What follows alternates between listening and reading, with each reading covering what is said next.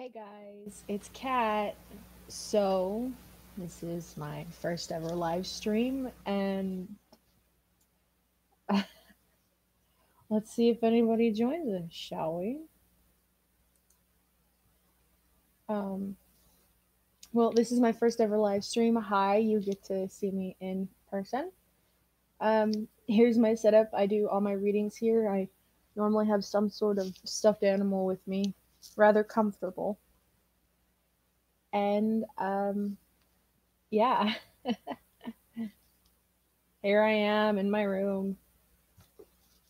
It's really not much to say, so I have a new book. I haven't read it before, at least if I have. I read it so long ago, I really don't remember anything. It is called Dealing with Dragons by Patricia C. Reed. And the back cover says, I want to do things. Take one bored princess, make her the seventh daughter in a very proper royal family, have her run away. Add one powerful, fascinating, dangerous dragon.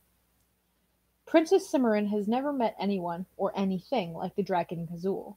But then, she's never met a witch, a djinn, a death-dealing talking bird, or a stone prince either. Princess Cimarron ran away to find some excitement. She's found plenty. A decidedly diverting novel with plenty of action and many slightly skewed fairy tale conventions that add to the laugh out loud reading pleasure from Booklist. An ingenious fantasy, says Kirkus Reviews. A spirited, rock, rollicking story, Story Library Journal says.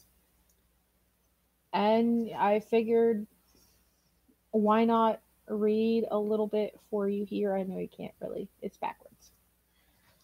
For you guys. So, without further ado, let's let's get on with the live stream, shall we? Again, for a friend that just decided to join, we're reading Dealing with Dragons, book one of the Enchanted Forest Chronicles. I didn't realize there was a sequel. So let's get started.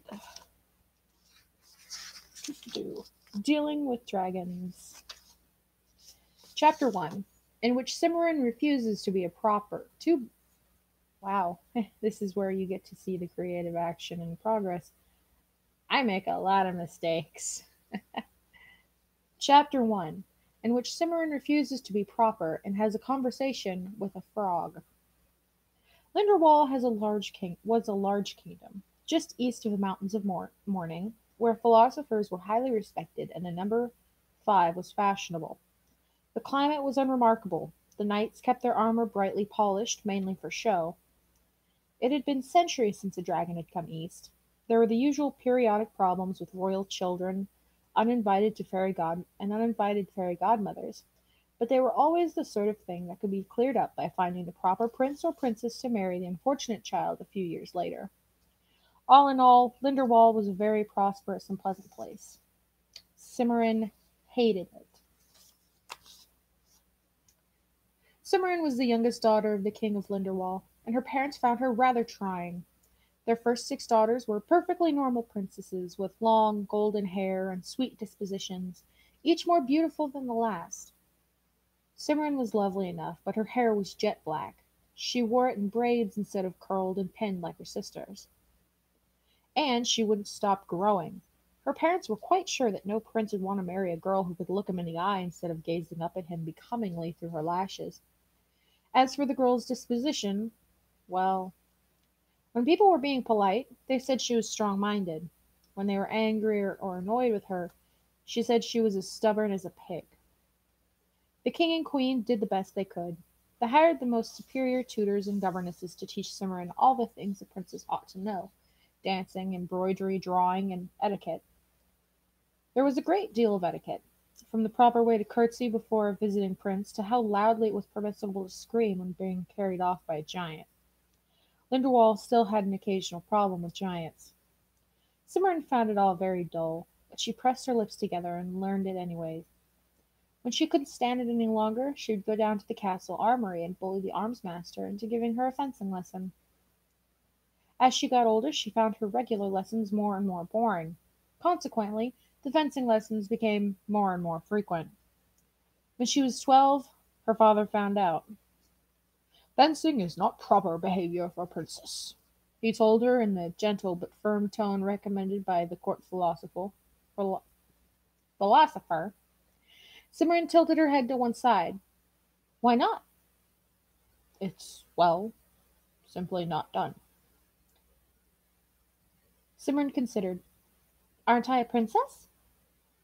Yes, of course you are, my dear, said her father with relief. He had been bracing himself for a storm of tears, which was the way his other daughters reacted to reprimands. Well, I fence, Simran said with the air of one delivering an unshakable argument. So it is too done by a princess.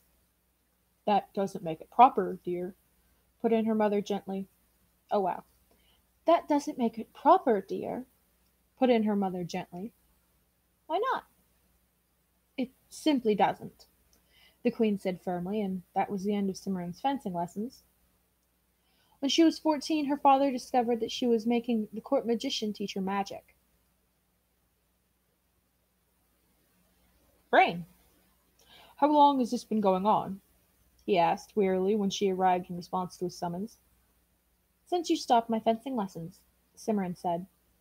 I suppose you're going to tell me it isn't proper behavior for a princess. Well, yes. I mean, it isn't proper. Nothing interesting seems to be proper, Simran said. You might find things more interesting if you applied yourself a little more, dear, Simran's mother said. Ooh, I doubt it, Simran muttered, but she knew better than to argue with her mother when her mother used that tone of voice. And that was the end of magic lessons. The same thing happened over in the Latin lessons from the court philosopher, the cooking lessons from the castle chef, the economics lessons from the court treasurer, and the juggling lessons from the court minstrel.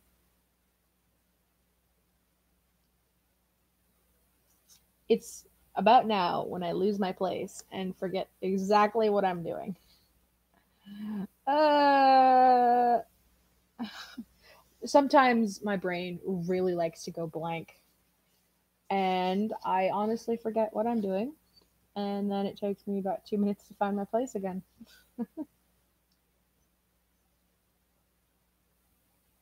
Ah, yes. That is a long sentence. Oh my.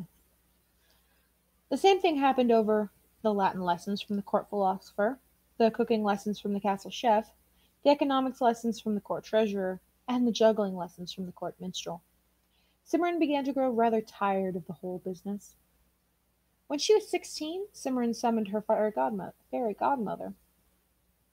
Simran, my dear, this sort of thing really isn't done, the fairy said, fanning away the scented blue smoke that accompanied her appearance. People keep telling me that, Simran said. You should pay attention to them, then, her godmother said irritably. I'm not used to being hauled away from my tea without warning, and you aren't supposed to call me unless it's a matter of utmost importance to your life and future happiness. It is of utmost importance to my life and future happiness, Simran said. Oh, very well. You're a bit young to have fallen in love already. Still, you always have been a precocious child. Tell me about him. Simran sighed. It isn't a him. Enchanted, is he? The fairy said with a spark of interest. A frog, perhaps? That used to be quite popular, but now it seems to have gone out of fashion lately. Nowadays all the princes are talking birds or hedgehogs. No, no, I'm not in love with anyone. Then what exactly is your problem? The fairy said in exasperation. This! Cimarron gestured at the castle around her. Embroidery lessons, dancing, and being a princess. My dear Cimarron, the fairy said, shocked. It's your heritage. It's boring. Boring? The fairy did not appear to believe what she was hearing. Boring. I want to do things, not sit around all day and listen to the court minstrel make up songs about how brave daddy is and how lovely his wife and daughters are. Nonsense, my dear. This is just a stage you're going through. You'll outgrow it soon, and you'll be very glad you didn't do anything rash. Simran looked at her godmother suspiciously. You've been talking to my parents, haven't you? Well, they do try to keep me up to date on what my godchildren are doing. I thought so, said Simran and bade her fairy godmother a polite goodbye.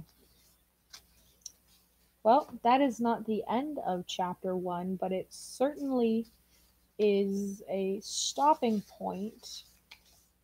Um, Comment later if you want me to continue this story, maybe in another live stream or maybe in a series of videos later on. I don't know if I really want to continue it, but if you guys desperately want me to continue it, I will continue it for you. I'm I'm here to make you guys happy. That's for sure. What is my camera doing? My camera is being weird. So I guess this will probably, I'm going to put this back on my desk, which my laptop is currently sitting on. So this about wraps up the live stream. So I hope you guys all liked this live stream, and comment down below if you want me to ever do another one. So this is Kat signing off. Have a good day, night, evening, morning, whenever you're watching this, wherever you're watching this. Hopefully you are not in class. Bye!